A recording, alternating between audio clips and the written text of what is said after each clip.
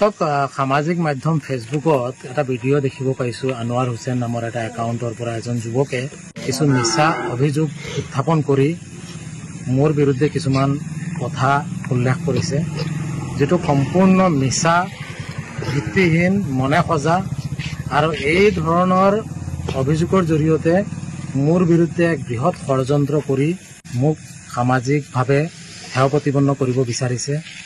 মোৰ বিনা অনুমতিত এই একাউণ্টটোত মোৰ ফটো লগাই মোৰ বিৰুদ্ধে অপবাদ কৰি তেওঁ যি অপৰাধ কৰিছে মোৰ দৃষ্টিগোচৰ হোৱাৰ লগে লগে মই আৰক্ষী চকীত আহি উপস্থিত হৈছোঁ। তাৎপৰ্যপূৰ্ণ বিষয়টো হৈছে যে এই যুৱকজনে ৰহিমউদ্দিন নামৰ এজন ব্যক্তিক ব্যৱসায়কেন্দ্ৰিক সংঘাতৰ ফলত এই ব্যক্তিজনক অন্যায়ভাৱে বিগত কেইমাহমানৰ পৰা অন্যায়ভাৱে মানসিকভাৱে হাৰাশাস্তি দিছিলে।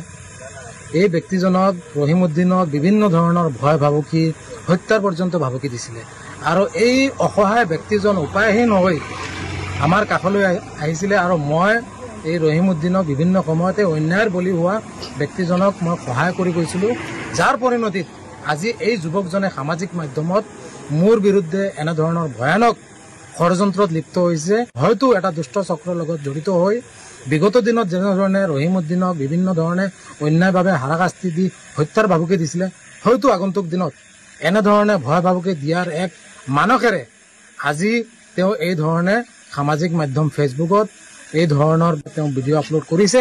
গতিকে মই ইতিমধ্যে এজাহাৰ দাখিল কৰিছোঁ আৰু আৰক্ষীৰ ওপৰত আস্থা আৰু বিশ্বাস আছে। গতিকে সমগ্ৰ বিষয়ৰ উচিত তদন্ত হ'ব লাগে।